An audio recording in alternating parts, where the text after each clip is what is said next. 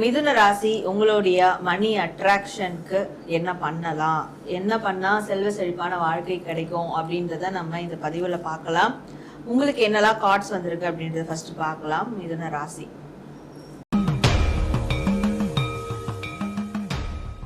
அப்போ அது மாத்திக்கிறதுக்கான விஷயங்களை கண்டிப்பா பார்க்கணும். ஸோ ஒரு பிஸ்னஸ் பண்றீங்கன்னா கூட அந்த பிஸ்னஸை உள்ளூருக்குள்ளேயே பண்ணிட்டு இருக்கீங்க, ஒரே இடத்துல பண்ணிட்டு இருக்கீங்கன்னா அதுல ஒரு பணம் ரீதியான வளர்ச்சி இருக்காது.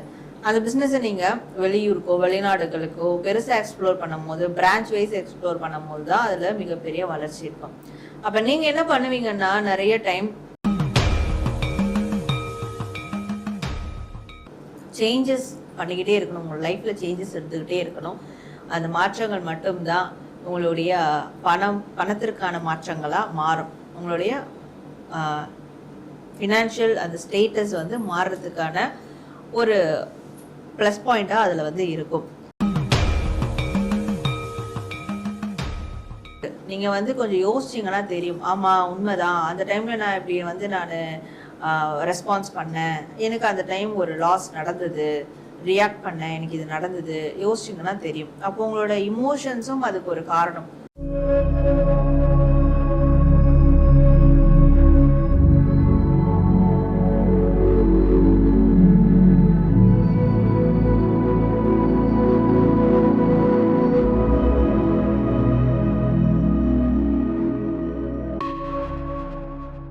ஆன்மீக பரிகாரம் நேயர்கள் அனைவருக்கும் வணக்கம்.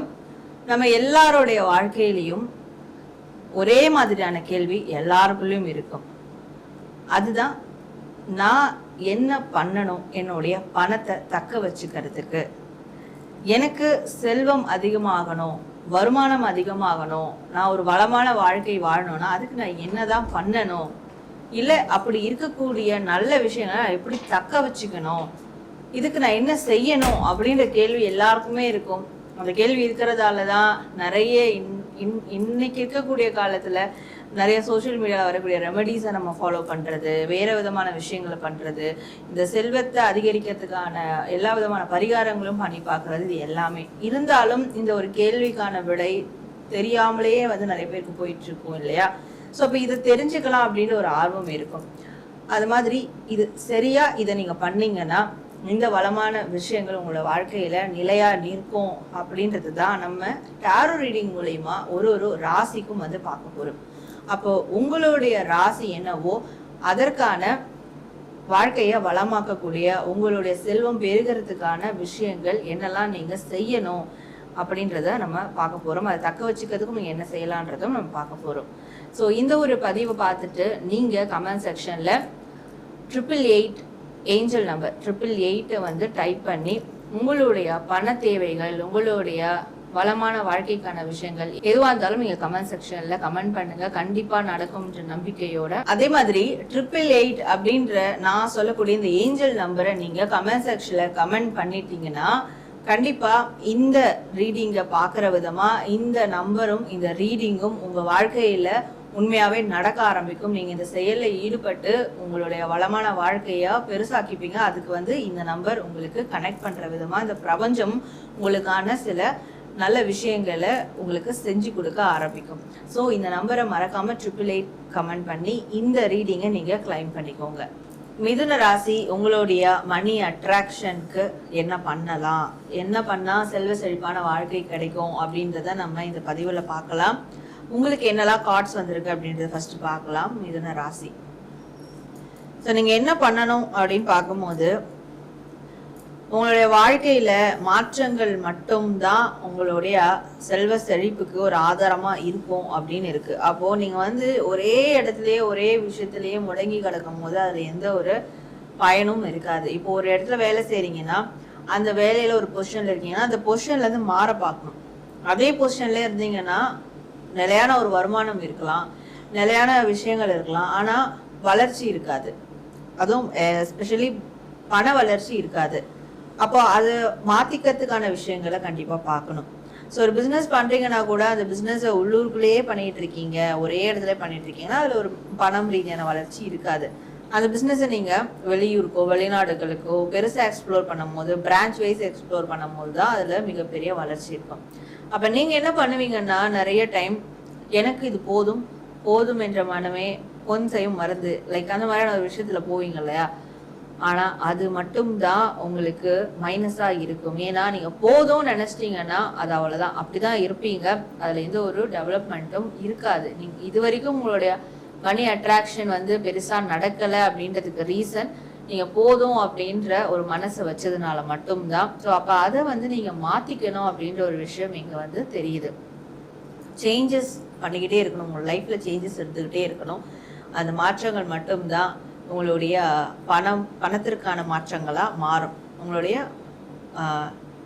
ஃபினான்ஷியல் அந்த ஸ்டேட்டஸ் வந்து மாறுறதுக்கான ஒரு ப்ளஸ் பாயிண்டா அதுல வந்து இருக்கும். ஸோ வேற என்ன மாதிரியான விஷயங்கள்ன்ற போது உங்களுடைய இமோஷன்ஸை கண்ட்ரோல் பண்ணணும். உங்களுடைய இமோஷன்ஸை கண்ட்ரோல் பண்ணாததுனால நிறைய விஷயங்களை நீங்க இழந்திருப்பீங்க.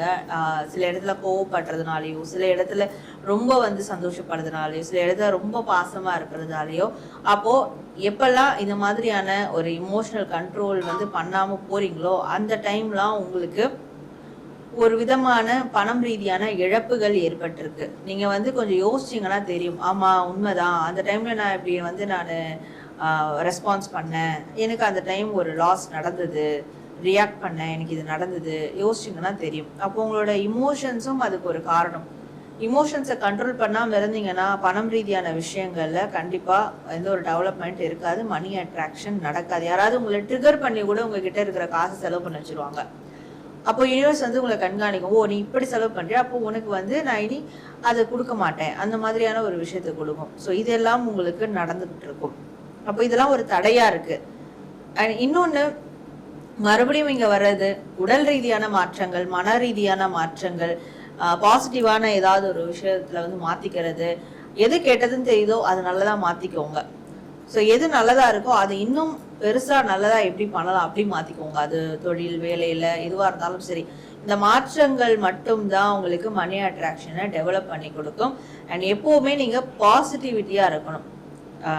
நல்லதே நினை, நல்லதே செய், நல்லதே பேசு, நல்லதே கேளு அப்படின்னு இருக்கு இல்லையா?